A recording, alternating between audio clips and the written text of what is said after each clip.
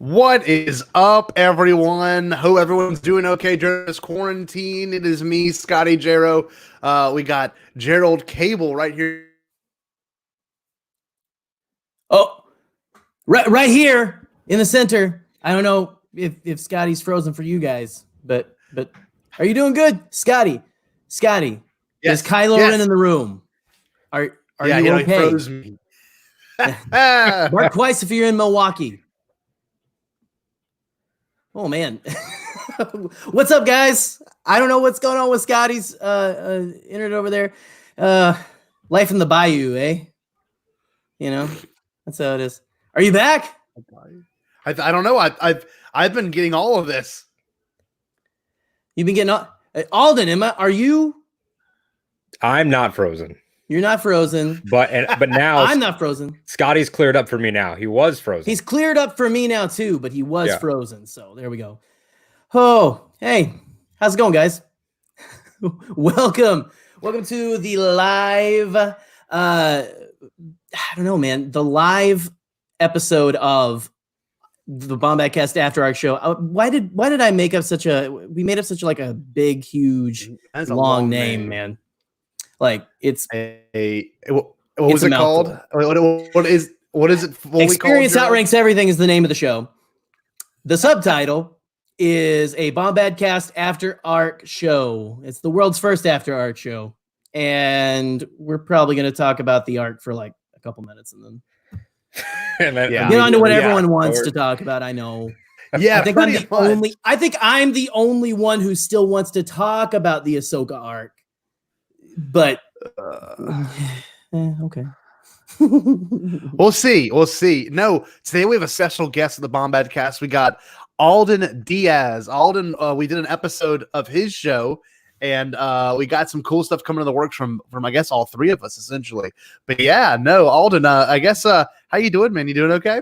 Yeah, man, I'm doing all right. You know, stuck in quarantine just like everyone else, doing work from home. So it's just a constant cycle of changing my shirt just so I feel good about myself and like I did something. Occasionally throwing a shower in there. Final Fantasy, and freaking out about Clone Wars right now. I mean, that's all we have, and it's probably not going to be a celebration, so we better milk everything we get. Yes, dude, I completely agree, especially with the. Well, funny enough, bring up Final Fantasy VII. I do not have that game, but Alden, I didn't know if you play. I guess PlayStation, because I was going to ask you because I recently got one. So if anyone has a PS4, you can add me. I believe it's Bombad Scotty. So Bombad Scotty is my PSN name. On brand, man. Completely on brand. No, it's exciting. I just got one out. I love it. Do you like Final Fantasy? I really, really like it. I've played select ones throughout the saga, because they're so unconnected to each other. There's only a few that are sequential, but 7, I mean, obviously one of the greatest games of all time, and I played it when I was a kid on PlayStation, and they knocked it out of the park. Like, I hope that this causes like, I really don't want it to be like, let's just remake things, because like in movies, you want original ideas, but at the same time, if they could give this treatment to other things like a Knights of the Old Republic or an Outcast or something like that, I would lose my mind, because it's so good. Well, I recently got one remake game, and I've been playing the heck out of it. And that remake game is Spyro the Dragon Reignited or something. And they pretty much took it and they put it in what's that really good graphics engine called? Unreal Engine, of course. And they put it through there, and it looks just phenomenal. So that's awesome. I'm becoming a PlayStation stan again. It's been a long time. Been since 2002. So I'm kind of getting back into it. But yeah. And Jerry, we got Jerry over here who we've been playing together too on PSN. So it's been pretty exciting. I'm not gonna lie. Yeah, it's been pretty good. Yeah, you guys are talking about all your games that are being remastered and stuff. I'm like, I've been watching The Simpsons this week, like from season 1, because I haven't really ever done that. I wasn't allowed to watch it when I was wee tot. Right. Yeah. And now there's like they're putting like Simpsons shorts in front of Disney movies. I know cartoons, that one that's in front of Onward is wild. Ella makes me play that every time she sees the banner on like seriously, like every time she loves it. And I posted on Facebook today at my mom. I said, hey, so your granddaughter really likes this. It's funny because she always like, you can't. So I'm just rebelling and watching The Simpsons, and it's so tame. From back, like what? Oh yeah. Oh, late 80s. Oh yeah. Well, yeah, it was like 89 or something, but it's just funny because I'm remembering back in the day when The Simpsons was the only game in town. And and then you got like your South Parks and your Family Guys and all that. And it's crazy how much the fact that it's even on that streaming service still blows my mind. Oh my God, it's weird. The shorts too, but it just and the fact that there's been like discourse about it, like Simpsons like purists like being mad, and it's almost like it became Star Wars. Like, I want this cut of my Simpsons episodes. I did see the I know people get really upset about the Disney stuff being like, I know they've edited some things. I'm like, you can find them unedited other places. The right ratios of episodes and things. Yeah. I saw a meme. It was like how Simpsons fans watch The Simpsons, how people with Disney Plus watch The Simpsons. And it was like, basically, here's the whole TV and then like all cropped in close and stuff. I'm still laughing. It's still like, man, they are, I feel like they were so ahead of their time and everything. Oh man. Like, totally. I'm just realizing how big of an influence that The Simpsons had on meta humor, like making fun of what, like that you're in a cartoon, or that, making fun of the rules of television and all that. But this isn't Simpsons outrank everything. This is a Clone Wars show. We're talking about Clone Wars. But hey, segue, Disney Plus, right? There you go. Just go ahead. Maybe we should give some shout outs first, and also say that I'm sorry, guys. There is no Scotty's students think that we're going to give something away, I think, every time we have a live stream now. So sorry, guys. We got nothing to give away. You'd have to burn it when it got to you anyway because of all the virus stuff. So, That's true. Yes. Yeah. Well, let me give a couple of shout outs. Our boy Hayden Gresco, who is peculiar because he's one of my students and he never shows up for my Zoom meetings, or usually sometimes as a gift doesn't turn homework in, but he'll show up to this live stream. How about that's interesting? Hayden? That should be extra credit though. Extra credit. Yeah. I don't know about that. We've got Caden. Hello, Caden. We've also got, let's see. Oh, one of the best. The legend. One of the best. Rural Farm Boy. How you doing, Anthony? Good to have you. Tip my hat. Tip your hat. Yes. Tip your hat. Aggressive hat. Pizza those hats. And parsecs. What's up, pizza and parsecs? I think I just said pizza. Pizza. What's up, pizza and parsecs? Pizza, John. I don't know. All right, let's see. I think I saw. Where is he? Cat's coming. I just saw his name. Seth Parnell. Whoa! What's up, Seth? Ayo. Shaboy. There you go. Shaboy. We also got Elder Pug in the fam. We got Troy. No. Troy. T-Roy. My cat just about took out my entire system here. So I like that he's Elder Pug as opposed to all the lesser pugs, like Puggle. Yes. Like Puggle the Lesser. It's Puggle the Lesser. It's not Puggle the Lesser. No. This is all remaining Puggle the systems. Minor? Oh, there you go. That's probably that might be a good idea. Ooh, yeah. You might want to, if you haven't seen the newest episode, we're gonna get to it. We're gonna talk about that Ahsoka arc, but we can't not talk about that. I mean, come on, like there's been a lot of stuff going on. So yeah, go catch us on the replay. I would almost call that arc the Trace and Rafa arc, because that was not really. I call it Ahsoka's Walkabout. It's her kind of learning about like the kind of the injustice and things that people have to live with, like how people down on the ground, and in their case, Trace and Rafa under the ground, deep under the ground. I sort of interpreted that whole, especially the first one. I mean, when they go to Kessel and everything, it kind of changes up, but the Coruscant stuff is straight out of like Captain America Civil War, of like confronting Tony and saying, you think you can just have your epic battles, but you don't ever think about what happens down here because of that.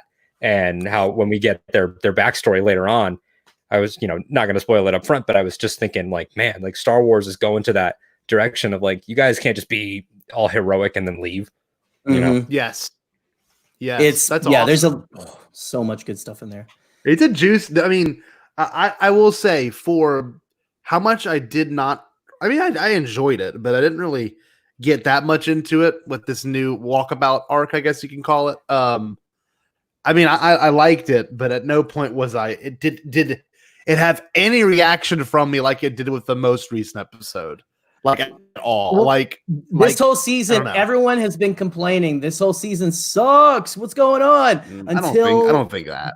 Well, I'm joking. There hasn't been like an everyone, but just if you go on those posts, all the like Clone Wars save, which I mean, a lot of us wanted the Clone Wars to come back for sure, but you have a lot of people being like, "Oh, come on, get to the good stuff. What's going on?" You know, and do you think that I think that it's mentality and knowledge. Like if it had never been canceled and it just came out the way it's coming out, and we hadn't heard Dave talking for years about the Siege of Mandalore and things like that. Yeah.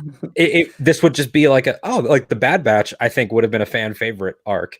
And people liked it, I think, more than the Walkabout. But I really liked that arc. I think it's just the knowledge that this 4-part movie basically was coming, where everyone was kind of like, all right, let's get going. Yeah, let's move on. Well, and I had a couple conversations too where, shout out to Todd DeGrossier, who's in the chat right now, I believe. Todd, you in there, buddy? Let me get it pulled up in here. All right, get it pulled up. Yeah. Everyone was hyped for the Siege arc, but also, I think we had a little bit of an interaction on Twitter, Todd, talking about how, people were understandably like, this is probably going to be the last we're ever going to get, right? Yeah. And that's why they were a little more like, hey, come on, let's do more than what was called quote unquote filler. I mean, I don't necessarily agree. Nah, but I don't think it was filler. No, I mean, I think it was, we hadn't seen Ahsoka since she walked away from the Jedi Council. That was like a big thing. And then we had that Lost season on Netflix for a couple years now. And we're like, where is Ahsoka? What's she been up to? I mean, there's even been stuff before that. But I don't know if you guys saw, and I don't know how confirmed this is, but Corey Van Dyke, the big, of Clone Wars and stuff, him and Outlaw Noah, I'm trying to think of their new show. They combined their two shows. It was like First Order Transmissions or something. Is that what it is? Yeah. They're the ones dropping the animation scoops usually. And apparently someone was tweeting at them that someone from Lucasfilm Animation said, we are 100% not done doing Clone Wars stories. It's not saying this is the last you're going to see of the stuff, but it's not going to be like a continuing series. What I'm thinking is they have all those like arcs that are unfinished as far as we know. Right. The stories written, stuff like that. Yeah. I want to see I want to see that one. I want to see the Cad Bane and Boba Fett one. Like, give me the end of young Boba Fett. Crystal Crisis, and then which is all of the scripts that became Dark Disciple. I mean, you could do the whole Quinlan Asajj. Yeah. You could just take that. I mean, I think that what you're saying is probably accurate. I mean, I saw that there was an animator as well. I think probably the same interview that was it wasn't like an official announcement, but it was just someone being like, guys. But he was like, well, you guys are liking it. We can make more. Like it was. So it's, what if a couple of years from now they're like, hey, here's a 4-part miniseries, Star Wars: The Clone Wars : blank. Or just like more like made for TV movies, which I'm about to get into the Siege of Mandalore if I'm not careful. I do want to cover the other arc first, but like, I don't know, like like release like little mini movies or something, or just here's an arc cut together as a film, just like the theatrically released one, but maybe more like what we're getting. So I think that'd be amazing. It's all up in the air, and I did see that post that you were referencing, Jerry, about like, we'll see. You know what I mean? Yeah. It was just like, guys, I myself. I'm sorry. I thought you were going to say something, Jerry. I thought you were going to say something profound. Okay. That's coughing. I was doing the like you were saying like the post. I was saying it's like a guys. He's doing a General Grievous impression. He's coming. Grievous in Siege of Mandalore, but we'll get to that later. Someone with cool. Scotty's profession to be a little older. I love the internet's reaction. Like Grievous became like sexy. Like everyone's like, oh, that Grievous model, baby. I don't know if you that model looks great too. Yeah, like that the new animation on Grievous is, I mean, everything synced up. I mean, are we going right into it? No, we gotta cover the arc. We gotta cover the crappy arc. Okay. All right. So, y'all give our opinions on that most recent arc, because I know Jerry's gonna go off. Let's give our feels. Yeah, you guys give your feels, and you can put the soapbox graphic. Alden might have liked it. Yeah, I did like it. What do you think? Your kind of breakdown of it, Alden. So I liked the arc. I didn't like it as much as Bad Batch, or obviously as Siege of Mandalore Part 1.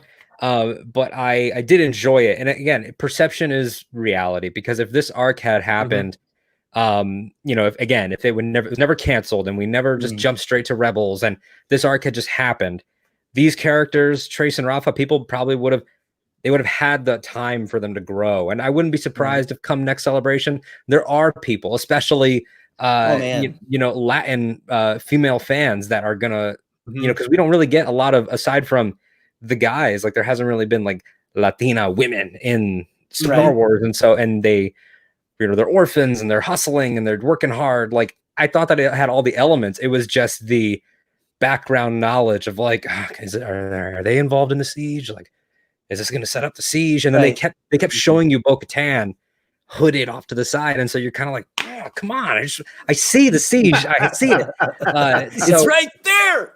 I think that part of it was I like it, but part of it was the commitment to a 4-parter, a 4-parter, and a 4-parter. You could have done a 5-parter, a 3-parter. Like it didn't need to be like that one. I think didn't need to be 4. Even Bad Batch could have been like 3. I think it was just economy of the season was weird. Now that you say that, sorry about about the Bad Batch arc, it feels like 3 now that I think of it. When you kind of think of it, those 2 middle episodes could almost be like smushed together. They definitely they converge. Yeah. But I mean, I'm glad they gave it. I'm glad we've had these. They've done the traditional 4 episode arcs. It kind of gives them a little more room to breathe and stuff, or room to flounder, depending on your opinion, I guess. Which way it goes. But anyway. But I think that there's good in it. I mean, like we were talking about a little bit up top, is the expansion of how does the galaxy feel about the Jedi Knights? How does the everyman feel? What is it like in Coruscant below the surface? So there's so many ideas. I mean, setting up, tying into Solo, a Star Wars story in this arc made me so excited, with thinking about Dryden saying, we have a fragile alliance with the Pikes, Crimson Dawn, and that, like all that coming to the forefront was really cool. It's just, it had the misfortune of being the arc leading into the siege. Yeah. Yes. That I understand. Like it had a lot to build up to, and for me, and I'm sure some others, it didn't do that. And for other people, I'm sure it did. Like, I will say this, if I can give my whole perspective on it, I would love to real quick. Just like, I'll allow it. That episode 5 set it up really great. And I liked the animation of it. The animation was different. It had like some almost Pixar looking stuff going on with like the blurred lights in the background. Thought it was great. Episode what was that? That would be episode 6 is when they go get the spice, right? Maybe that's when they first one is her meeting. Is that when they dump the droid spice too?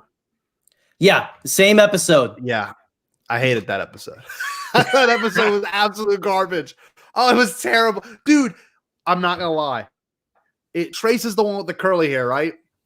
Trace is the Trace is the younger one, the younger cooler sister, one. Yeah, the first one that meets. dumbest character. Get ready, all ever in all Star Wars. I've been getting all this through text. These last 4 weeks. No, dumbest.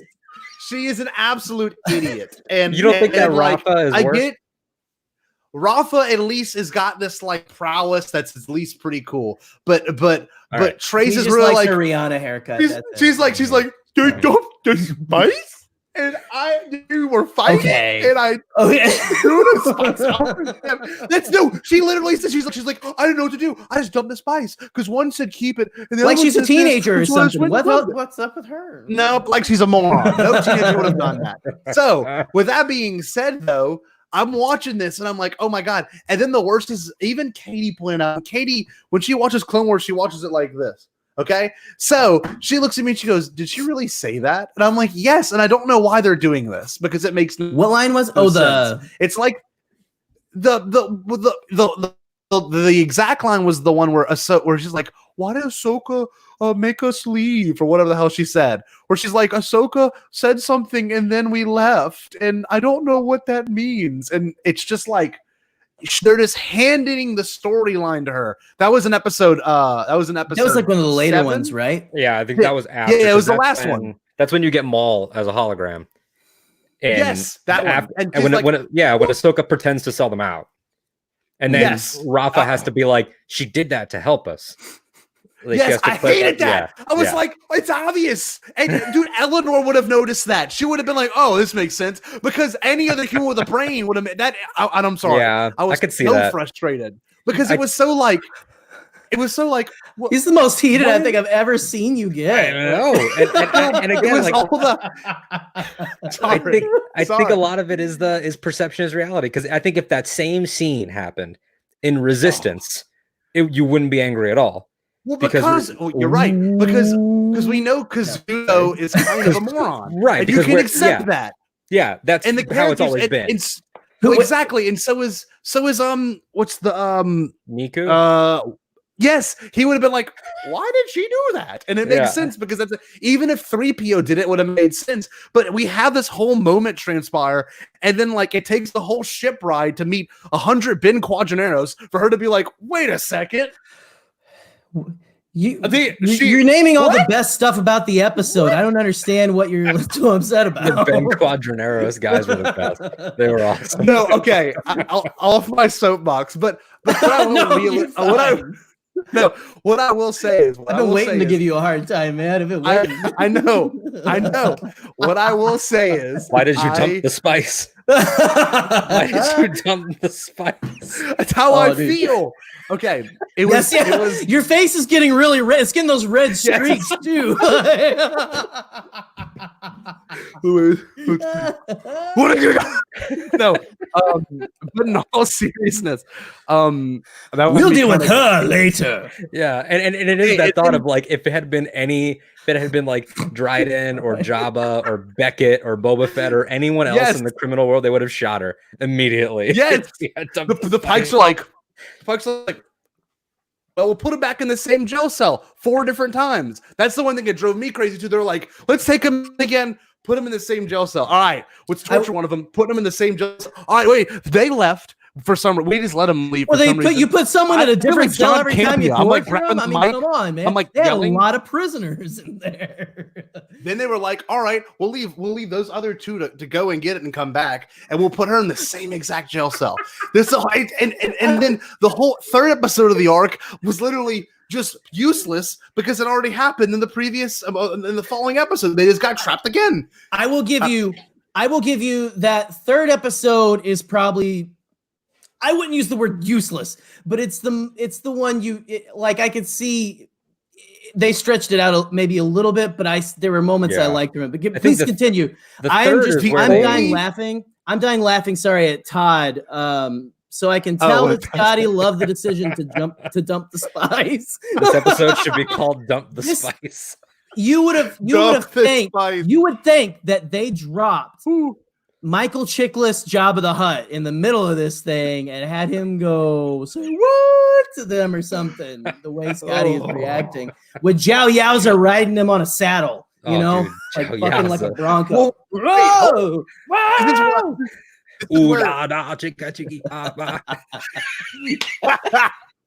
That's amazing. Wait, okay, I gotta keep going. So I also I love the idea. It really had some great potential when they were like, we hate the Jedi because our parents died from them, and then a Jedi just said, "May the Force be with you." That's actually a really awesome. I love that. That's like it makes sense. The Jedi have lost, so the people have lost trust in the Jedi. Therefore, they have lost trust in the Jedi. The Jedi only protect the war, and it's great. Okay, and then you have this whole moment. The whole time she's doing the Force behind their backs, amazing. Loved it. They find out that she's a Jedi. Have a 1-minute conversation about it, and that's it. So welcome to Star Wars animation, my man. What can I tell you? Sorry.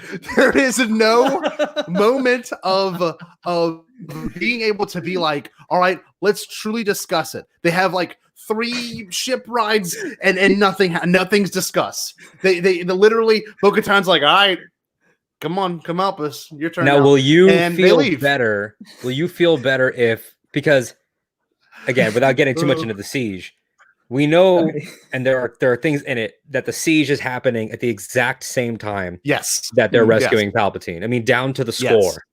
Oh, it's amazing. Which is amazing. So when if these 4 episodes will probably span the length of Revenge of the Sith, so we will see probably very dark things happen. If this ends and it's Trace and Rafa that like help Ahsoka get to her first hiding place or something like that, will you feel better about it? Like if this arc comes back? Actually, yes, dude. That would be redeeming. I honestly think that's where it's going. Whoa, Alden. Yeah. I think that's what's going to happen because the Ahsoka novel, a year has gone by already, and she's been hiding, going from place to place, getting odd jobs and stuff. Well, you have like the tail end of her and Maul talking or something, or like a flashback, right? It's been so long since I've read it. Someone was talking about it on Twitter today. And I was like, please stop. I don't want to remember right now because I'm kind of enjoying the not knowing. Yeah, and I think that book is going to get probably a new printing where they have to edit. Like there's the passage that says she has still her green lightsabers and things like that. Audiobook is read by Ashley Eckstein too, just so everybody knows. Good. That it's fantastic. So go check that out for sure after the whole thing's over. Thank you for diffusing me, Alden. You did that. You did a really good job. Man. I'm very calm now. I just realized how calm I am. I wanted to kind of push you a little more just because I'm finding it, Scotty, since we've been having a lot more episodes recently since the special edition thing with like Scotty, you guys know we love each other. We're yes. Don't worry, kids, we're not going to divorce yet. But oh my. No. I'm sorry. 2Med2's comment is amazing, and I have to bring it up. Bomb Porn Stash Podcast. That's amazing. Can you get a close up of said bomb porn? Yes. Can we might have to make. I don't know if we can make those shirts because I don't know if I can look my parents in the eye if I have those shirts out on the internet. In the hierarchy of great Star Wars stashes, you've got Lando, Biggs, General Merrick, and now Scotty. Can you give us your best? What have we here? What have we here? No, I really can't do a good. Okay. Close one. If only we had like. Scotty is now Magnum PI.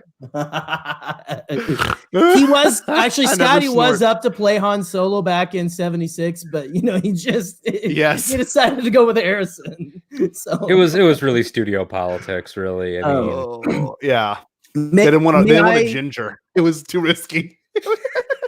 Back in the day, they were like, no one's gonna believe it. They're like, we'll put a black guy in it. We'll put all type of genders and ethnicities and mixed racial backgrounds, but we will not have a ginger. Is there a ginger Star Wars character? Oh, Cal. The only one. Cal Kestis. Yeah. Cal Kestis. And I remember there was a mod. There's a mod for the game that makes him a brunette, and so Cameron Monaghan tweeted, what is your problem, people? Cameron Monaghan tweeted, he's like, this is the last acceptable prejudice. He's like, why would someone do this? Scotty, are you a fan of those episodes of South Park that talk about the difference between gingers and daywalkers?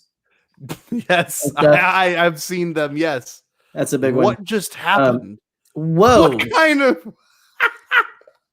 We got 20 pounds. Enter Cosmos Production. Pikes, described as one of the worst criminal cells in the galaxy, leads Ahsoka in the same cell 4 times, falls for the same trick 3 times, and still doesn't off them after all the shenanigans. Makes sense. Give me Black Sun any day. Hold on. I mean, wow. There's a reason. There's a reason why. Thank you for the super chat, by the way. Put the comment back up, Scotty.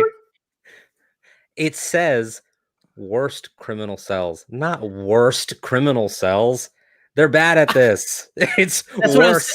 Yeah. Well, and look, by the time Solo rolls around, like they're just kind of like, we're just keeping the spice thing going here on Kessel. You know, we're doing what Maul lets us do. They couldn't even stomp out a droid uprising. Yeah. Led by Astromechs and Gonk droids. We haven't really heard of the Pikes much outside of the Clone Wars, right? And so it's like, I mean, they're known, but it doesn't mean baddest. It means baddest. They're like they're the Toby Flenderson of the Shadow Collective criminal organizations. It's like, okay, or the Michael Scott, maybe they're the Michael Scott. Let's do that. They're prison Mike. Yeah. Oh, there you go. If I may give a quick take, if I may rebuttal Scotty and I have no problem with other people liking the episode. I know. I like giving you a hard time. I love giving you a hard time. It's cool. It's cool. But it was so hard to sit to like, I don't know. I've been, and I watched a ton of people's reviews. Yeah. Like I really have listened to like so many people's perspectives on it. And like, you know, I don't, you know, and of course I'm never going to be the one to say it ruined anything for me, because it didn't, because I love what they did. I love the Kenner action figures in the background. I love the fact that Kessel is pretty. I love the fact I can name so many things I liked about it. Episode. Story wise. Oh, they're great. They were amazing. But like just the I don't know. I just felt like when you have such a touchy thing, the end of the Clone Wars, the end, you would have thought they would have maybe been a little bit more tighter with what stories they would have told with how much time they had. And like, you're right, Alden, they will if they show back up the Saver, that would be the coolest thing in the world. That would honestly probably make the arc go up for me, because then I understand, you know, what they all went through and why they had to go through that in order for that to happen. But it's Dave Filoni style, man. Like it happened when Mandalorian was coming out and everybody was dogging on 4, 5, and 6. I was saying the same thing. I'm like, you think that they're not setting up a character and then leaving, and setting up a character and then leaving, so we can't get the band together? Like, and the same thing in Rebels. I mean, people really hated on the Purrgil, and then the Purrgil end up being one of the most important things, instrumental to defeating Thrawn. Oh, so I do love that. So I think that it'll be one of those situations. Right. Probably. Well, tell me, Scotty, that it is worse than AP5 having a musical in space. So no, that's the best. That is the best thing. Dude, I've come to terms with it. Well, like I'm a big fan of the whole Niebuhr Gascon arc. Like, I really do love that arc. Too. Yeah. Everyone hates that arc, but I love the fact they find that I forget the clone name, but they find him in like a stranded planet, you know. Yeah. Yes, Gregor. They find him literally like as a waiter, like a chef. So like it's just like I love that arc, and I don't know why. I guess because there's so many characters. It's funny. I don't know, but maybe it's just me. It's a good arc. I mean, sorry. You could, Scotty. No, man, nothing to apologize for. We can all have different opinions on Star Wars things. That's part of what dude, it's huge. No one told me there was going to be different opinions on this show. I'm out of here. Bye, Alden. Stop standing by your cousin. No, I'm just kidding. Let's see what else. Oh, science. Well, this is good. Todd has a very similar opinion. It just feels a bit flat in the scheme of all the other episodes, and that is, like I said, like this could have been one of the ones, and maybe I might be wrong. This could have been ones like you just said earlier that could have came out later. Like we could have really got the Boba Cad Bane. Not that that's any bigger than this would be, but we really could have got that instead, or even the Son of Dathomir. All those could have been, you know, 4-part episodes. But you know, we got what we got, and I'm fine with it. It just wasn't my cup of tea. Real quick, I want to go ahead and call out Intercosmos Productions super chat. Thank you so much for that. And then I want to give my little take on it. But he says, you guys are funny. I love you so much and your content. And do you think we'll see Darth Vader after the Mandalorian arc? That would be cool. Maybe. I don't know what. Let's save that.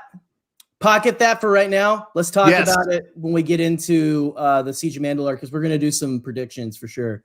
Cool. I was thinking we should definitely see where we think this is going to go. All right, Jerry. But why don't you, now that we have some time, we got about 25 minutes to probably this stream ends. But Jerry, take about 23 of them and explain why you like that arc. Let me break it down. Let me pull out my Snoke PowerPoint and stuff of where I came from and all that. So the thing I love about the arc, I kind of dug the whole arc felt like Solo to me. It felt like what we want when we put like when we blast out the hashtag, guys, hashtag make Solo 2 happen. Mm-hmm. That would be an arc on a Solo show. Oh yeah. It's in the underworld. It's with people who are considered by the elite the dregs of society, but who are basically probably better people than the people on the surface, you know. At least they have more heart. Maybe they are, I don't know, finding themselves. Trace, I don't know. I guess I didn't quite feel all that with Trace, especially with the end, because I felt like she had been set up as a little bit of that wide-eyed, I want to see the world dreamer. She didn't want to be where she was. She wanted to be a famous pilot. She wanted to go off and see the galaxy, you know. She was a dreamer, and I mean, she had never been on a planet. Is that does that sound right?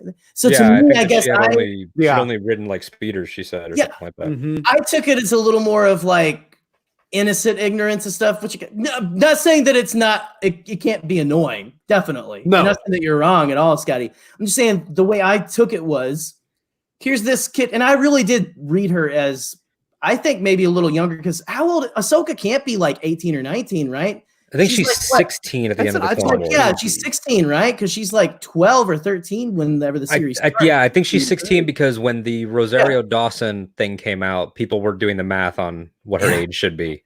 And I think good luck with that, man. I have no clue. But I think it's 16, and then if she appears in Mandalorian season 2, she should be almost 50. She should be like 47 or something. Okay. Makes sense. That makes sense. Yeah. But I think she's, if not younger than Ahsoka, she's got to be around the same age. And if she's not, like, Ahsoka is so grown up because look what she's a Jedi. She grew up in war. Yeah, man. Yeah, she's been leading armies this whole time and stuff. And also she just got accused of terrorist actions and all that stuff. I do like that the beginning is very humbling for her character. She's on a really crappy speeder bike. Yeah. She's obviously not going through the best of times right now. And I don't know. I kind of like that. I like that it really shows that everyone's betrayed her and that she had no one to really begin with as well. Absolutely. You know, after, of course, they left, you know, she had to leave when she did. So anyway, Jerry, I thought that was a good development. Right. Yes, and exactly. I think the second episode that you say is the second episode, or the second episode of the arc that you didn't like, where she dumps the spice the most, or is it? I actually like that one a lot because it felt the most like Solo, because I love that they had all the shots going into Kessel that were like straight from Solo. Yeah, and I did like that. I love going through all that and stuff. I love seeing the habitable zone of Kessel. At first I was like, whoa, wait, are we like on Kessel before it gets decimated? Are we kind of changing things? I had a similar thought too, where I was like, is this like how Endor has multiple moons? Like, what's going on? Right. Yeah. Well, and I love they pull in that, and they're like, oh, it's so beautiful. It's like, where are we? Like, you know? Yeah. Yeah. I don't know. And again, I would say, I don't know. We said it all. I get it.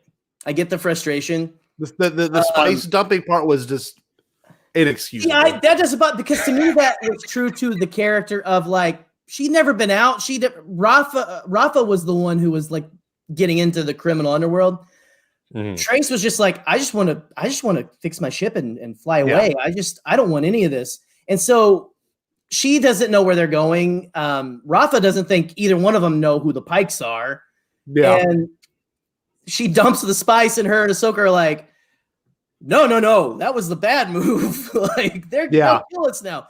It was very Solo-esque almost. It's kind of like we're trying to pull a fast one, but okay, it was like if the Solo movie had been Solo as a 1-year-old and he could use the Force to push a button down. Yeah. So, yes, you are. But, it would be like make Solo 2 happen.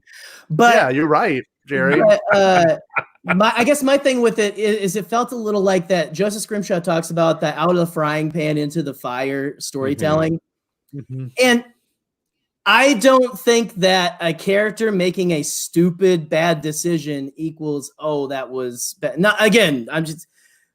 I get it. It's like, why would you do that? Because I was too like, okay, that's not good. Yeah, like shouldn't have done that. Oh, yeah.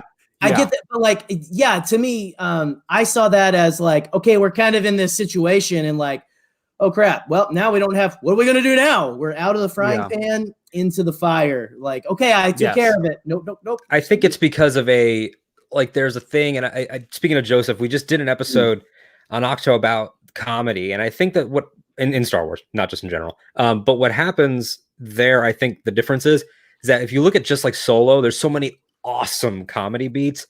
Like one of my favorites is when Han's like, you see that freighter over there? I've got 30 armed guys and they're all going to come out here. And he's like, when I snap my fingers and then the Falcon flies away. That's funny because it was out of his hands. Like it just happened to him. And he just made it a little worse too. If you think exactly. And he made it worse circumstantially. Offended them. I think if it was like they were arguing and maybe Ahsoka and Rafa got into a fight, and because they got into a fight, that's what I thought would have happened when they pushed and one of them fell on the button, or something like that. That's circumstances. It sort of frees all three characters of being the idiot. Yeah, and I think that's sort of what it is. I stand behind my girl Trace, though. I think the Trace. Yeah, I think if there's a Trace action figure that gets made, you can bet it's going back here. So. Where's it going? Is there a spot cleared for her already? I think I'm just gonna keep it right in front of the camera, like so Scotty has to look at it instead of my face. What if I don't dislike the character? I'm gonna get my haircut like her too. I'm joking. I'm right up here, baby. Right up here. No, yeah. And we all know Scotty's not like gonna go off and join the fandom menace now just because. No, sorry, I name dropped him. But honestly, though, I do hope. I'm joking. I do hope that Trace shows up every opportunity that they get now, just to see Scotty's reaction every time. Oh my gosh. I hope that Mandalorian season 2 we get live action adult Trace. Like Trace comes in and stuff. Trace is with Ahsoka or something. I was thinking about it earlier. How old would they be if Mando happened? And it makes sense now. They would be like what? Like you said, almost in their 50s, like if in the 40s. Yeah. What if they keep giving her crap about that though? Like if you see her again and maybe she has like a move where she throws someone over her shoulder or whatever, and call it. Ahsoka goes, when you do that, I like to call it dumping the spice or something. And then she looks straight at the camera, like everyone like was it Scotty after? Yeah. No. Jerry, I agree with you. It could have been done differently. If it would have been done differently, I probably wouldn't have. I don't like my parents used to argue when I was little, and I would try to get in the middle of it. And like, that's a really good way to like get in the middle of it, is do something drastic. Like if you were to knock or break something in front of them, they'd be like, why did you just do that? So I can see that argument, and I understand it's all a thing for attention, but like, I don't know, like I do like the setup of Ahsoka knows what they're going into. I like that. I just love that Ahsoka knows what they're getting into. Rafa doesn't know what they're getting into, but she thinks she does. And then Trace is just like, and it's a button. You know what I mean? It's just like how it is. If any of Scotty's students are watching, that's what he thinks of you when you don't when you don't submit an assignment. It's so easy. You have 5 days to do it. I don't want to hear any more of it. We're joking. I will. One last thing, and then I'm done, and we should move on to the beginning of the Siege of Mandalore. We should move on to Old Friends Not Forgotten. I loved the moment they gave her in that third episode. That was, again, that's the most expendable out of all of them, if you ask, right? It for real is. But I love the moment where they're taking Trace to be tortured by that creepy droid, by the way. That was oh my god thing ever, man. It was weird. It's like if Jigsaw was a robot and in Star Wars, like for real. Yeah. Where is the spice? You want to keep your arm? I want to play your game. Anyway, the whole moment where she like pretends to pass out just to grab the dude's blaster, blast the other one, and then like, you got to admit that was pure Star Wars at a cool moment. I feel like I loved that whole. I thought that was a well choreographed sequence because I was like, oh, she passed out, and then like the whole boom, and then like takes that guy by, like that guy gets shocked. Just the whole thing. I loved that whole chase with the blasters. Then of course she's like, oh, I'm coming to save you. Oh, we were gonna save it. Let's just go. Shut up. Let's go. Yeah. I loved all that. Was the best part of the whole episode for me, was that. And I liked the escaping their compound of how's she gonna jump that far, and then she does the force jump, and they're like, she fell. And I saw a lot of people being upset, like, oh, why just use the force? Why can't you use the force? It's like I get why, like, we want those characters too. It's like, you don't have to hide yet. The Empire's not around, but I kind of like that, because to me it was Ahsoka recognizing her friends have feelings about something, and me too. I do like that. And also she's been a they commander. Wouldn't trust her after that, right? Exactly. Like Ahsoka has led troops at this point, so now she's like, am I really going to give us something else to argue about right now? Yeah, we need to get out of here. Like, we can talk about this later, you know. And I thought that stuff, again, tons of stuff to like. It's just it's like when you're watching a wrestling show. I don't know if either of you guys watch wrestling, and you get just a total dud of a match before a fire main event, and you're and it cool. They call it, like, you need to keep the crowd hot, and you cool off the crowd at that point. You're sort of like, all right. But luckily, I mean, the next one really made the crowd hot. Like, did it? Absolutely. Real quick before we move on, another super chat from Intercosmos Production. Thank you so much for the super chats, man. Yes. Yeah. Jigsaw meets Edward Scissorhands meets Psycho C3PO for sure. It's the same kind of droid that's like burning the bottom of the Gonk droid's feet. Yes, it is. It is. It is 100%. So is that just canon torture droid now? Torture droids? Yeah, I don't know. Maybe. I can't talk. Choo-choo droid. Oh man, choo-choo droid. Well, it's a choo-choo. Let's keep going about 25 more minutes, because I wanna get enough time. Let's get into that arc, man. We're talking about episode 9 of Clone Wars, right? Yeah. And this is the very first episode. What was the name of it? It was part 1. Old Friends Not Forgotten. Old Friends Not Forgotten, and it has one of the greatest starts to any Star Wars movie since 1983, and it's the original Lucasfilm logo, and it's like green.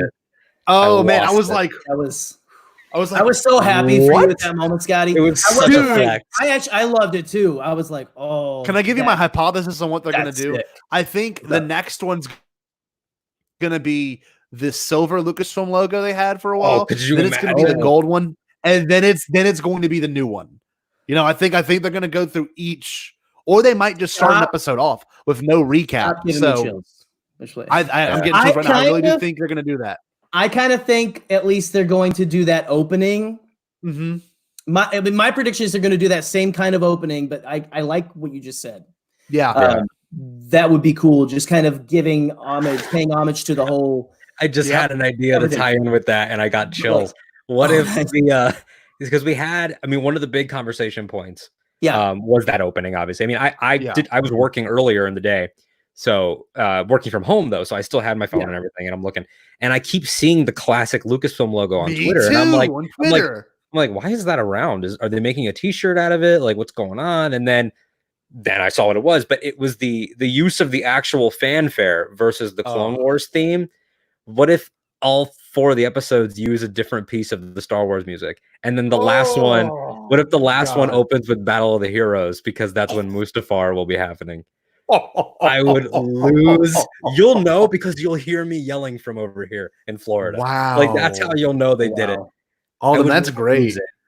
Call me, Dave. Call me. That I mean, There's that still is time. amazing. Lucasfilm, give this man a job. Come on. There's still time to edit. To go to your point, that title card goes straight to the main theme of Star Wars, which was very unexpected. I was like, what? Like they, It was slightly jarring a little bit, but it was, and in a good way, yeah. And it makes me think that because they moved up the ending, so it'll be on May the 4th, and then at the same day that the Mandalorian documentary comes out, the series. And so, what if like May the 5th, or Revenge of the 5th, they drop it unedited as a 2-hour thing?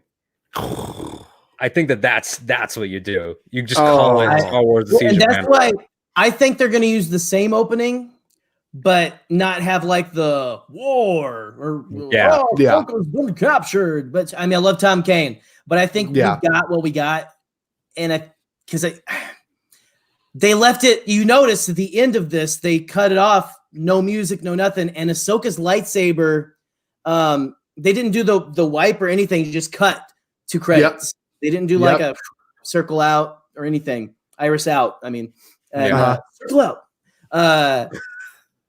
But Ahsoka's lightsaber hum continues into the credits, which is haunting and amazing and beautiful. And well, I think this is where I might get on my soapbox again. This is why the episode did so well. The pacing was amazing. You started off, you had a true intro that no one expected, a middle that was expected and it was good, but an ending that was unexpected because of how fast it occurred. You get an ending where they already are confronting Maul. That means they could have their duel the next episode in the beginning of the 3rd episode, and then the rest of the 3rd and the whole entire 4th and final episode could be just, I'm getting chills talking about it because it could be all just like so well and fast paced and just crazy unexpected. Could be all Order 66 and Anakin. I mean, this show could end after Anakin burns, which I never thought would happen as a kid.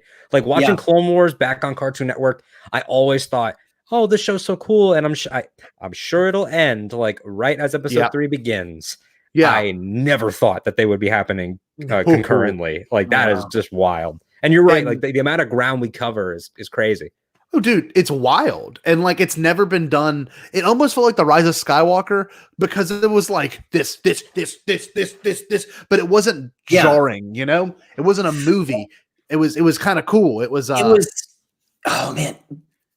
Does it seem to go on forever in the best way and also go so fast? Because that's what it felt like to me. Like it felt like there's so many like action set pieces in this one. Yeah.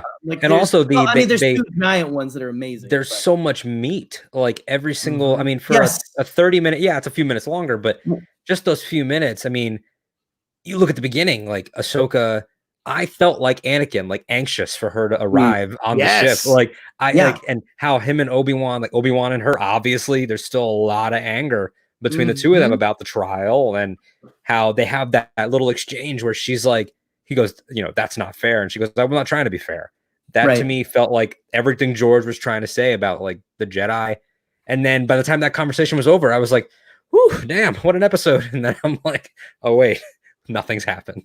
We're still going. And before that, the Last Jedi moment with Anakin on the bridge is one of my favorite things ever. Oh, Last Jedi meets Luke on the sail barge. Yes. Talking to Jabba. Oh my god. Music and just Rex and the clone that's like, oh man, like when they're hanging underneath the bridge, like there's even like the R2 moment where like R2 looks over and stuff at him and it's like, okay, it's almost time to go. It's just oh man, the whole thing. Real quick, I want to talk about that a little more, but just to give our man Enter Cosmos Production a shout out for another super chat. Thank you, sir. Thank you. So that droid looks like he didn't have a very happy ending. So oh wow, yeah. Who knows? Maybe it's the same droid. We saw his beginning, and maybe. And so, but it's a weird torture droid. I saw you earlier. How do you get a comment without paying? You don't have to pay us. We'll get to it. We're just trying to get through this, all these points. Yeah, discussion. Sorry, guys. Usually, me and Scotty are very. Alden, I don't know if you've seen one of our live streams. We're very scatterbrained, like talking to everybody and stuff. Today, we've got more of a focused point, but like, we'll talk to you guys in a little bit. We'll talk to you. Hold on, which is, hang on, baby birds. Hang on. No, this is a good point.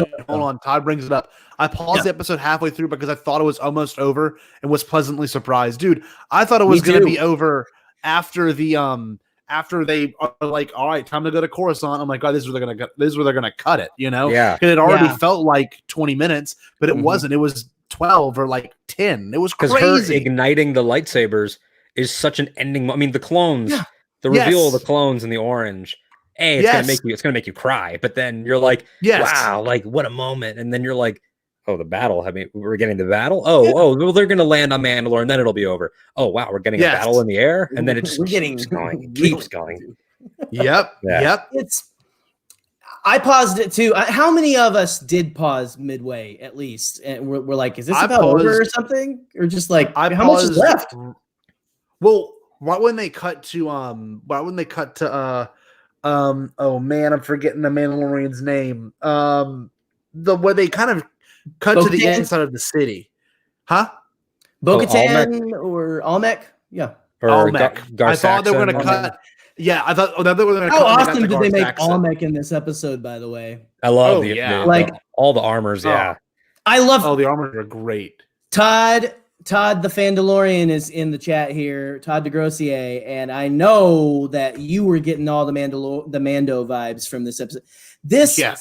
Can we talk about how I don't think I'm the only one, but this episode seemed to almost be like a glue that is cohesively tying the entire canon, everything we've been working towards in this new era.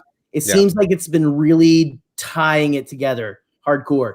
And I don't know. Did you guys feel that too? I mean, we had like 100% references to Rebels with like, I mean, Sabine's mom is at the battle, and she's like talking so to cool. Bo-Katan. She's one of my gosh, all of that, and little Kanan. It was a quick cameo, dude. The little cameo, I lost it because it was a close up too in the tree. Because in the trailer, there's the wide shot. But then when they cut to the close up, I paused and I was like, look at his little braid and his little hair and his little have a little goatee someday. Little guy. I was like, you're gonna be the coolest. Oh man, it was amazing. Well, I also love when Bo-Katan bust up into the throne room and they're just tearing up those people. Oh my god, that was amazing. Didn't that feel like an episode of The Mandalorian? It did. Especially because freaking Almec had Mandalorian armor too, and I love that they finally brought that out now that Satine is unfortunately gone. It's like, and I love the moment of this is more like what they're talking about. Yeah. What did he say? You're quite different from your sister. You're not the politician. Your sister. Something. Yeah. He like straight up tries to shoot at his head. That was so good. Okay. While we're on Bo-Katan, can I give a shout out to what I think is now I think is going to become a very iconic line. It's almost this is the way of Clone Wars. And that is the whole, we can't start another war or whatever. We're already in the middle of one or whatever. And just that perfect delivery. How great was the writing and the delivery of lines in this episode? Every line was ever been. Nothing was wasted. Nothing was wasted. No spice was wasted. What's one more? Katie Sackhoff. Fantastic delivery. I mean, I've never done that before, but like just that line gave me chills. I said, "Oh, shoot. Okay, that's awesome. That's a great line." And it's the whole arc. It's the you guys were supposed to be peacekeepers, but give me a break. Like you're not peacekeepers anymore. I also loved, I think I remember, I told you there was a couple lines. I love that there's kind of tension between Ahsoka and Obi-Wan in this whole thing. That was nice. And people were kind of like, what the heck's going on there? But you got to think about it. Makes sense. He's on the council. He was on the council that like, he kind of did the whole, when they did the council thing, he kind of did the whole, I'm going to look down, pretend like I ate the Pontius Pilate. of that thing, you know, like I'm washing my hands. I don't, he didn't want to touch it, but it's just not speaking up for her really affected her. And I love the whole, there are people who at Coruscant who need us now. And man, I'm feeling my girl Ahsoka right now, man.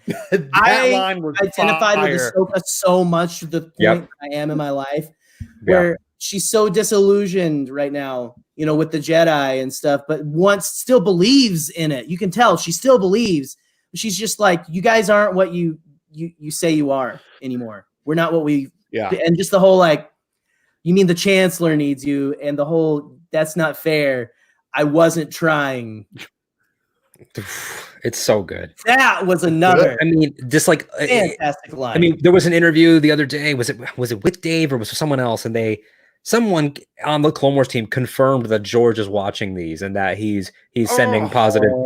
They were like, oh yeah, George is that makes seeing my heart them feel so warm. Yeah, they were like, so George is giving. I can pull up the exact quote in a minute, but they were like, yeah, George is sending us feedback and he's liking what he's seeing and he enjoys it, because these conversations between Bo-Katan and Obi and Ahsoka, like, that is the prequel era. Like, it's losing your way and you're not being who you're supposed to be. And I mean, go back to the Bad Batch arc. You got Mace Windu giving some of the best Mace Windu lines ever, where he's like, I've destroyed 100,000 of you. Just I'm getting chills you bringing that up again, because that's a great Star Wars moment for sure. But it's like, why are you flexing about destroying things? You're a Jedi Knight, you know, and you really all have lost your way. And it's so sad. It's so sad knowing how, I mean, you go to Rebels when the Anakin hologram is there, and Ezra's like, whoa, who's that? And she goes, that was my master. Last time I saw him, he was fleeing to Coruscant to save the Chancellor.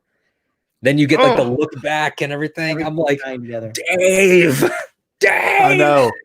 It was brutal. Genius. And Commander Rex doesn't roll off the tongue as well. I thought that was pretty funny. Just like, you know, it was, I thought it was great. They're like, we'll make him commander, because it makes the most sense, you know, sequentially as well. Like, obviously Ahsoka can't do it, you know, she's not a part of the Jedi Order anymore, which was it's so bureaucratic. And that's the best part, is Palpatine in the Phantom Menace even mentions the line, you know, it's all bureaucracy, you know, it's so difficult for this to happen. You know, that's why Chancellor Valorum will never have power anymore. It just won't work. So it's weird that, like, the Jedi aren't even aware of how bureaucratic they've become. They have to get approval to go help people. And it was a small siege. It's obvious. Like, there are a lot of Mandalorians, but let's be real. There's probably about 50 Mandalorians going against this, creating its own little civil war. So like most of these Clone Wars battles are battles for entire planets and systems. This is a battle for a city. Yes. It's a battle for a throne. Yes. Yeah. And they could have totally helped way more. And I mean, I get the Chancellor being the difference that one or two more Jedi Knights would have made. Yeah. Oh yeah. Well, it's like, what is it? The line in the first aired episode of Clone Wars, not the theatrical movie, but the one with Yoda trying to get the Toydarian king to join him, and he's like, I've heard that one Jedi Knight is worth 1,000 battle droids or something. Yeah. It reminded me of that, but also just like you've been saying about this whole thing, it shows that it's just such a good it's a message that we need to remember, that, like, we can have the best intentions, we can be good people working for good institutions and stuff, and still be helping bad things happen. Still, like, you can be great people, good people with noble intentions, can still be making bad decisions and doing things that are hurting people down the line, which you see with Trace and Rafa. And of course, I want to go back and watch the episode where they, you know, get Zero out of jail now, which used to not be my favorite, but I want to see them break him out now, because I want to watch that. And that's a moment. You can go watch the moment, guys, that Trace and Rafa's parents died. And I'm sorry, I'm back on Trace and Rafa stuff. No, but that's the power of this retroactive storytelling. I mean, you can. I always say, like, on pretty much every time I open my mouth about Star Wars that it's a tapestry. Like we keep knitting, and sewing and sewing and sewing until all of a sudden you're like, wait a second, this kind of looks like that, and then everything's different. Like it's like I was talking to, and I know you guys just had Ken Knapsack on for the DNA of Star Wars episode, which was a delight to listen to. You guys crushed it. Thank you. I'm like halfway through. Very proud of that one. Yeah, I'm listening to the game footage, really good. And when I spoke to Ken on Octo when his book came out, I was telling him like, your book is about 50 or 100 of these Star Wars moments, but 50 to 75, 80 of them could be different in a year's time because of how something else affects it. It's crazy how they're able to do that. By the way, I did pull up that George thing. It says, it was just Sam Witwer that said it, that George Lucas has been calling Dave and giving him little comments on the episodes. The show has a special place in George's heart. I truly love to hear that George is reacting well to it. That's amazing. Well, and Dave and company are doing a beautiful, masterful job at bridging what, and who knows how much George had to do with the ending of this. I mean, I'm sure he gave them ideas. Like he was the generator of, this is the direction I wanted the story to go. Every time it ends, it says created by George Lucas. George every is time. a genius. You may not like his love dialogue, but it's okay. Yeah. And that's the difference between, and I don't want to do a whole, people that know you two or me or our shows know that we're not like George, he needs to replace Kathleen. Like, no, it's not that. Yeah. But there is a distinct difference between the sequels ending with inspired by characters created by George Lucas is his official credit on the sequels.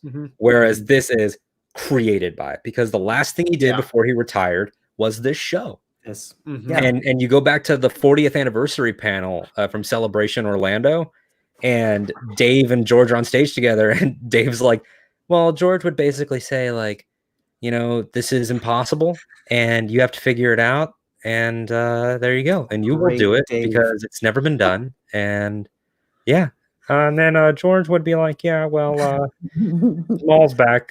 Figure it out. Real, fake, real. I want the EOP part to be real. So let's just get those diets, get those crappy diets going. I really want to go. Fun fact, Jerry. This is one other little small thing that disappointed me. I was on our Movies Anywhere account, our collective one we own, and the beginning documentary is in like 480p. I'm not even kidding. It's so weird. That's what it is on the DVD on my Blu-ray too. Well, on YouTube.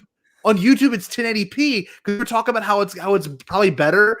And I'm watching the 4K Blu-ray. I'm like, what? Like I was expecting full screen. Who cares about that? And it was literally this big on my TV. The movie's the movie. We're not gonna. I put Rontos where doesn't matter, Rontos, and that's where they stay. The Rontos. Hey, Steven. Hey, Steven, come here. This is a battle droid. The Jedi cut through these things like butter. Oh, you're putting the arm on upside down. That's the thing. I love that. I can talk to people that know exactly. Yeah, dude. I'm picturing the exact scene. That's the only scene I remembered from like a fever dream. Whenever I watched it like a couple times when it first came out, and then didn't see it again until like a couple years ago. Like watched all the way through. It's so good. I think about George impressions, Dave impressions, and then shout out to Alex from Black Series Rebels, who always does the JJ, the real sets, practical effects. Nice. There are a lot of miniatures, but I think that George, it warms my heart for one thing to think about George just like calling Dave, because you've heard that they say George thinks of him as like a son. Like a son, yeah. And that's, you can see that, and you can almost see the love and the it's just really cool. But and also knowing that two of George's children are adopted just sort of adds to that George has a found family type mentality to him. Alvin. I just got chills. Oh man. Because I remember watching I was at the Mandalorian screening that they did. They did it in Chicago and a couple other places, and I got to go for work. And we watched the first 3 episodes before Disney Plus came out. And the live stream panel from LA had the moment where Bryce Dallas Howard was talking about how her dad knows Jordan, so she always had Lucasfilm toys as a little girl and everything coming to the house, and how she put her hand on Dave's shoulder and was like, and I know that George has told me and told my dad Ron that he thinks of this man like a son, and how Dave starts to cry because Dave's dad is dead. Like, it gave me chills, dude. And his dad is George Lucas now. How jealous of him are you? I want Dave to be my dad. Dave, yeah, man. I just want to go. Hey, I want to meet Dave. Mom, you goofed by not marrying Dave Filoni. Yeah. What's wrong with you? Oh man, that's amazing. Well, just to get back to the episode real quick, then we need to like maybe talk about. I want to talk about those two big action sequences a little bit. Maybe best moments, just to get the nitty gritty pew pews if we got time, and then also to say I think that they did a masterful job bridging Attack of the Clones, Anakin and Obi-Wan, with Revenge of the Sith, Anakin and Obi-Wan, and then the Clone Wars. It was pitch perfect from the pitch perfect bridge from Clone Wars, the relationship they've had, into here's where we are in Revenge of the Sith and stuff. It was pitch perfect for me, I thought, of a bridge. It was excellent. It really was so good. And just the whole thing with the whole open, like, I think top comedy moment of all time, probably one of my favorite, coolest moments too in Clone Wars. The whole, what are you doing down there? And Anakin's just standing there and he dodges the laser blast. Like, it reminded me of Kanan in the first episode of Rebels, where he's going doing like this. But Anakin's just so much more like, what are you doing down there? And he's like, we finished our battle. So we thought that had big vibes too of Attack of the Clones. Like, well, we were staying put, and then we decided to come and rescue you and stuff. The whole thing. It's like, well, we finished our battle, so we thought we'd come help you win yours. Yeah, love that. I don't know. That whole sequence, though, that was a great opening sequence. So amazing. We've already talked about how it was the sail barge assault, basically, and Last Jedi. But just, were there any moments that stuck out to you in that? In that open, just the open. Just that open. I'm talking about the two big set pieces that I feel like are that, and then Ahsoka landing. Yeah. Mine was the inclusion of R2. I felt like that was also a really cool gap to Revenge of the Sith. You know what I mean? The fact that R2 is hanging out with, like Rex that day, and then sees Ahsoka, and they're like, oh, no, I gotta go. And like, I don't know. It's just, R2 saw awesome. Ahsoka and like basically ran to the ship. That my heart. And also, how killer is it to see R2 talking with Commander Rex, like having that like because you see him talking, but it was more like he's like Anakin's Han Solo, and it was just really cool. I don't know. I really dug that. But and I don't know. Alden, go ahead, man. Go ahead. I was just thinking about R2. Like he's one of the coolest characters to think about what he's seen and what he knows, and how his memory was never wiped. That the things that he carries with him and doesn't talk about, like out of respect for other people, like he could have blown up Obi-Wan's spot and been like, "What do you mean you don't know who I am?" Like and ruined, A New Hope. Like he could have spoken up about so many things in the overall canon. Like last time I saw Rise of Skywalker, I turned to my girlfriend and our friends, and I'm like, "You realize that R2-D2 was present when Leia was born and when she died? Like he's seen it all, dude. And that when Anakin is about to go, do horrible murderous things, and he's like, R2, stay with the ship. Like R2's like the family dog that like you don't want him to see you do something terrible. Like it's really depressing. But stay R2, stay. Yeah, like it broke my heart. But Scotty's right that seeing those interactions on the bridge, and just the what Alex Damon pointed out on his reviews on Star Wars Explained was that the whole Clone Wars saga starts with the Battle of Christophsis, with Obi-Wan faking a surrender. And then now at the very end of it, it's Anakin faking a surrender. Think about that. Yep. It's perfect. It's amazing. It's like the movie they wanted to make to end it all. And I think that's what we're going to get. Like, I really do think each movies are generally 3 to 4 pieces, and this is really split up in 4 pieces. You got the build up, and then we know the next 2 ones are going to be right before the climax, and the climax is going to occur, and it's just I don't know. I think I'm most excited because I don't know where this is going. Like I really don't. Like the Trace and Rafa, I knew they would be fine. I knew I knew they would go back to Coruscant. That was just so predictable. Right. But like we know things are not going to go well here, and I just want Maul to be like, you have no idea what's fixing to happen. I want a moment like that, where Maul might even go as far as revealing Palpatine's full intentions, because we know this thing has been in the works for more than 10 years, this entire plan when Maul was first obviously considered to be his Padawan, or I guess his apprentice. I don't know. Like, does Rex have the chip in his head at this point, or did he already get it cut out? I don't think I'm looking forward to that. I don't think it's been taken out yet, but no, because what if it's like remember what what's the other guy? Gregor and Wolf? No. I mean the other there's Dave Filoni, and then the other guy who was always on Rebels Recon and stuff like Tony that. Gilroy? Tony Gilroy. Oh yeah. Remember when he was like, it was one of the celebrations. Was that at Chicago, Scotty? Where he was like, when did Rex get his chip taken out? It was. And then I know that by the time Rebels rolls around, he's got the scar on his head. Yeah, he said he had it taken out, and he didn't betray his Jedi. But he said no one ever said that he didn't go through with Order 66. Which and it's like what if it's like Maul overplays his hand, reveals the plan, and then Ahsoka runs and tells Rex, and Rex is like, cut it out of me, like. And it's Ahsoka that takes the chip out of him. Maybe that's too grim, but like.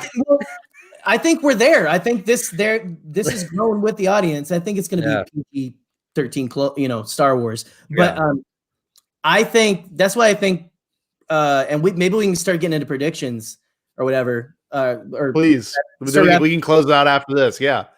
But like, hey, anyone in the chat, send us your predictions. We did get a super chat I want to mention real quick before we get into this. It's from Inner Cosmos Productions at $5. Because my girlfriend yelled at me for spending over $50 on you. Oops, gotta go. Love this stream. Bye. Thank you so much. Thank you for the super chat. This is amazing. Thank you for all the money. I hope you can still afford a couch to sleep on. But sorry, buddy. No, I was joking. Thank you for stopping by. Thank you for the super chats. Troy said that would be crazy. So I agree. I don't know. Todd said it's almost like poetry. It rhymes.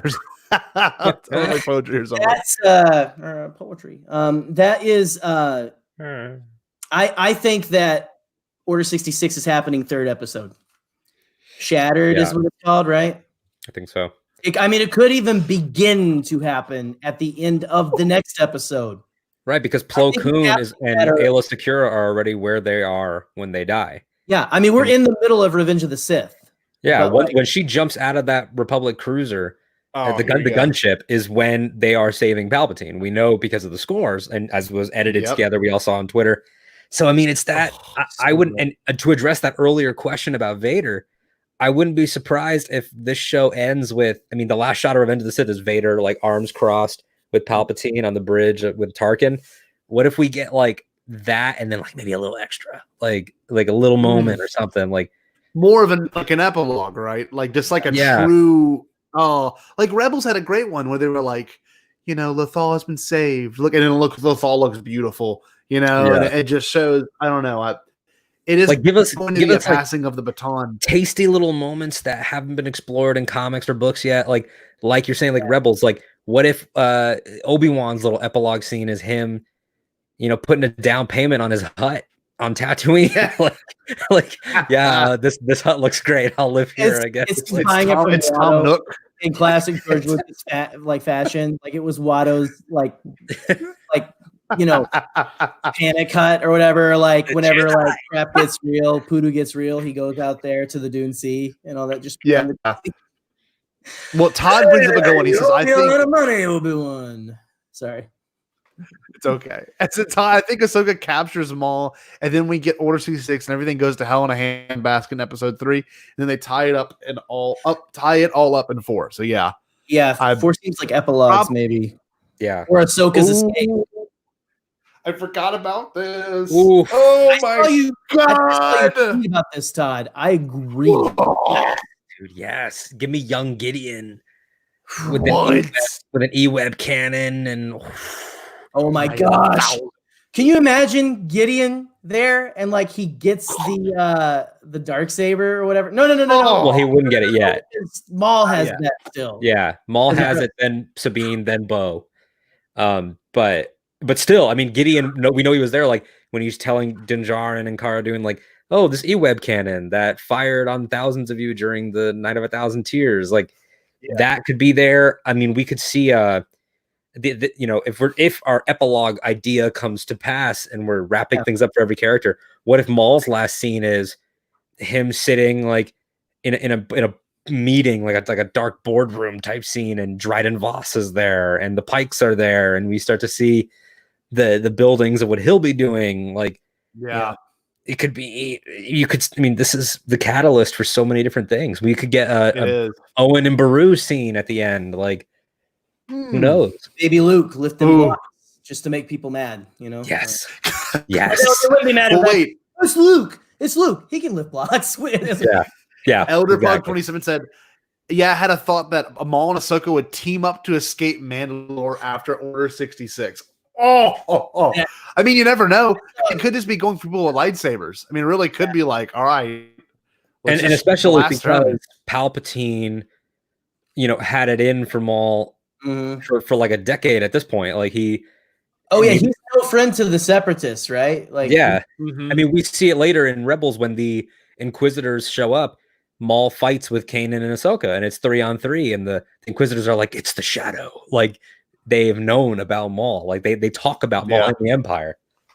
Yeah, I love Star Wars. You know what I've been excited for is after this ends, we will have basically a lot of complete Star Wars. Except for Mandalorian's not a complete journey yet, but it's still cool. We still have a little bit. It's kind of a complete-ish story with, hey, there's more to come. So I'm excited to do a complete canon rewatch, man, and just plow through it all. Do you guys want to definitely real quick? Do you want to hear some not breaking news, but like breaking revelations? Sure. Yeah. I don't know if you guys saw it from today on the Star Wars Holocron blog. Sam Witwer reveals that he was initially cast as Kanan Jarrus. Oh, wow. Whoa, really? Now that would have been an interesting performance, but that's just a quick aside. Since Maul's on the mind and Sam is crushing it. Yeah. I mean, just his lines at the very end when he's coming out of the sewer is horrifying. I mean, him walking up is like scary, you know? Yeah. The metal feet. So okay, my big thing is that's being a Star Wars fan. Ooh, those metal feet. Those metal feet. No, real quick. Do you think, just to kind of like maybe round this out a little bit, do you think that the next episode will have as good reception as this one had? Do you think there's a potential for a letdown? I mean, I don't know, because this is, to me, every person's reaction to this, and apparently, now I don't know how legitimate this is. I saw that someone posted it's like the number 22 episode of all time in TV history, like best episode of something like that. IMDb made that up the whole day. I mean, like, do you think it's gonna get? I mean, obviously, it's going to get better in the sense of a Star Wars fan, but like pacing wise, do you think they're gonna be able to top it? Because like, I had never been so like.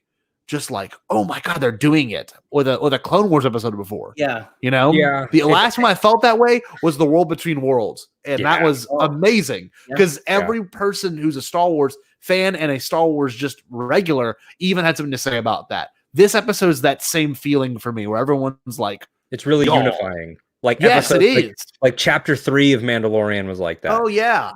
Like specific little beats where. Yes. Yeah, and I think that are Ahsoka and Maul gonna go to like a fish farm in the next one? Because if they do, I hope so. I hope so. I want to see epic. I want to see little kids chasing frogs. Like that's what I want. What was the name of that? I forgot what the name of that planet was, but it would be great if they. What's the name of that? I don't know, man. There was great potential for this to completely bomb people's, because we've been so. Anytime you make people wait years for something that they want to see and they've been hearing about, hype can kill. Yes. Oh yeah. Something. You know who I think though that it will. It's our greatest gift and greatest weakness as fans. I think it will satisfy, and I'm not one of these people, but I know that these people are out there, and it's totally valid. People that were not happy with the brevity of the duel in Twin Suns, now you're going to get the Maul duel that you wanted. I really liked the way that it went down in Twin Suns, but I know a lot of people were like, oh, I wanted Maul to have one like Duel of the Fates level fight again. Like, I think that, because Ahsoka is not old Obi-Wan Kenobi. She's not, old Ben. She's Ahsoka Tano's still young. She's a teenager. Dual wielding lightsabers. Like, this is going to be, I think, and knowing that Ray Park motion captured it, this is going to be a nuts fight, I think. Yeah, man. I mean, there's a reason why they know what they've got. I think we can always be like, is it gonna? There's gonna be people who aren't pleased with. We can't please everybody, right? I'm sure there were people who weren't pleased with this episode. There are not many of them, but they know what they have. I mean, you look at the marketing on Disney Plus. You look at all. Totally. I mean, Maul is the thumbnail now. It's Maul. Yeah. And it's a picture of him and her dueling. But we got another super chat from I thought you'd left, sir, but I guess you're back from Intercosmos Production. Thank you again. Oh, no. Chats, but please stay safe. And don't just social distancing. Don't make us the reason. But, I mean, hey, thank you again for the super chat and all that. But yes, thank you. Hey, man. Just stay safe and go fix that. Go handle that. Try to keep those. And you don't need three guys like us, like in your life. Go back. Go get her. Go get her, man. Go get her. We'll be here on the replay. But thank you again. Thank you. It's Sorgan is the planet. That's Sorgan. I know. It sounds like a food. I'm trying to. Yeah. I'm from Arkansas, so sorghum. Sorghum. Comes from sorghum. I don't know if pretty much if we're all done here discussing this, I would love to maybe close this out because we've got an extra thing in our hands, gentlemen, for the good people. They don't know about that yet. Stuff coming. Hype it up, Jerry. Hype it up. Tell the people what they should be expecting with the next episode of Bombad Cast. Next episode of Bombad Cast, you should expect a lot of what you kind of saw here, but you'll be hearing maybe. And yes, I don't know. You might. We'll see. We're playing with some things, but look at this. We are going to have none other than that shirt is amazing. Roll it. This is a clue. This is a clue. That is a clue. About something with Mr. Alden Diaz of Octo Radio. So go like and subscribe to that, to his podcast and all that stuff. Alden does some great work and all that. And again, we're finally sitting down to do something we sat down to do a couple weeks ago, and just life is life, man. Shout out to Skype support. It wasn't the first, man. And it's happened to us before too. We've had episodes where we've had to such as content creation and stuff like that. This is the life we chose. Hey, yes, this is the life we chose. I might say, yeah. Consumed us. Maybe we're going to be sleeping in our cars tonight if our significant. I don't know. We'll see. I hope not, but. Good. Shout out to you, buddy. I hope you're doing good out there in the car. But yeah, next Bombad Friday, you're gonna get a lot of this. Come and check it out. Thank you guys for showing up. I know we didn't talk with you guys as much as our usual live streams, but hey, come back. We'll have another just hangout sesh maybe pretty soon. So yeah, that'd be great. Thank you guys so much. And Alden, thank you for coming on and talking. Thank you guys, man. Totally appreciate it. Appreciate it. This makes me so happy. It was a blast. I love having you on, man. I'll come on again, but I'm only taking questions about Rafa and Trace. Okay. That's it. Fair enough. Perfect. I'll give you all my questions. All right. Be like, goodbye. And it's in. Thank you, everybody. Again, thank you, Rez, Light Shark, Elder Pug, Rural Farm Boy. Oh, man. Pizza and Parsecs. I got to give a shout out to Intercosmos Production for all the funding. I hope Shannon. your car's comfy. I'm so sorry. I'm not trying to make fun of you, but I hope that things go well. And just all you guys, Todd, just thank you so much. Science Fictionary, thank you all for showing up. And we ready to get out of here, boys? Yeah, actually, give me 1 second. Let me pull up the closing video. Right. Jerry, do our little plugs real quick, my man. Our plugs for an episode. And go check out our Ken Knapsack episode right now. Go to the Facebook group and join that. We've got me and Scotty, Alden's hanging out there. Go check out our Twitter at BombadCast. It's like, why don't you put it on the bottom of the screen? They can read. But yeah, you for the audio later, I guess. Yeah, you go. I'm sorry, I yelled.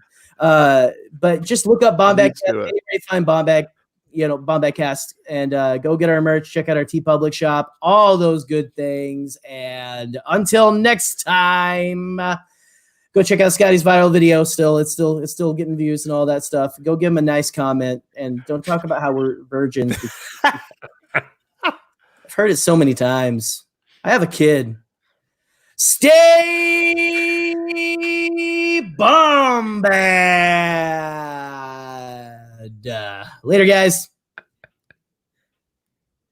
Thank you, Seth.